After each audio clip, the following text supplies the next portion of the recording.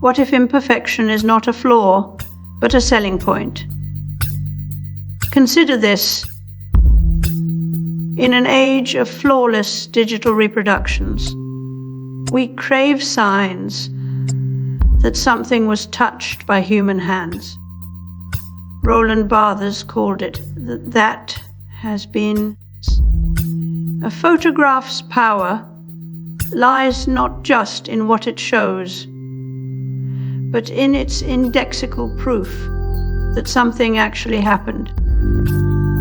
It's more than realism, it's evidence. And as memory becomes increasingly digital,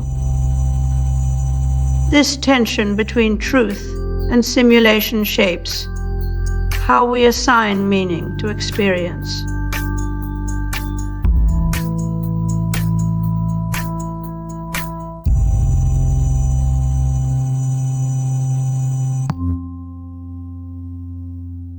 Designing an effective AI chatbot requires meticulous attention to natural language understanding, context retention, and ethical. Instagram isn't just a social media platform, it's an aesthetic alchemist.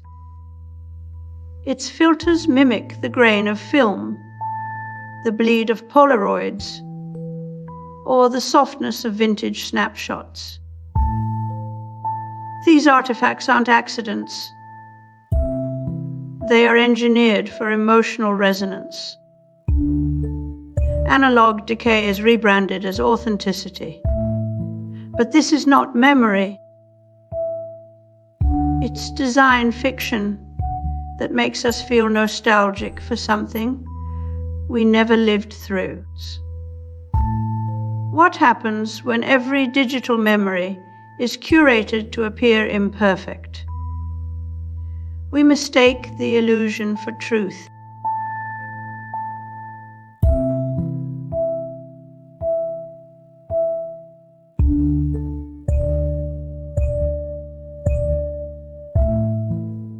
This morning, one of the leading AI companies, Anthropic, is out with a new warning. It says the technology is advancing so quickly that AI systems may soon be able to improve themselves without human help. And experts warn the implications of that could be enormous. If the AI doesn't have a moral compass built in, then how do we know how that AI is going to treat us? Nobody knows this yet. Now, Anthropic is calling for a free. Digital media does not age in any physical sense. No yellowing paper, no frayed edges, no fading ink. But we still crave authenticity, the patina of time, even when it's fabricated. Today's AI can replicate the textures of an old photograph or the fonts of a 19th century letter with algorithmic precision. These simulated signs of wear are not just aesthetic choices. They're tools for selling memory as experience. We are no longer preserving history. We're manufacturing its illusion. Just this week, Anthropic called for a pause in AI's development to consider safety and ethics. But while the industry debates responsibility, memory industries are already busy selling us curated pasts, using generative tools not just to copy history, but to simulate it. A digital document can now be given a lived. In look-through algorithmic stains, simulated aging ink, or even metadata that mimics decades of use. This is not about preservation anymore. This is about profit. Roland Barthes once described that has been as a sign of lived experience, something that can't be faked. Now it's being sold to us. The past is no longer the record of what happened. It's a feature engineered into products we don't remember using. This manufactured nostalgia bypasses memory and creates a new kind of authenticity for objects that never touch time. In doing so, it undermines our relationship with truth. If everything can be made to look ancient, nothing is truly old.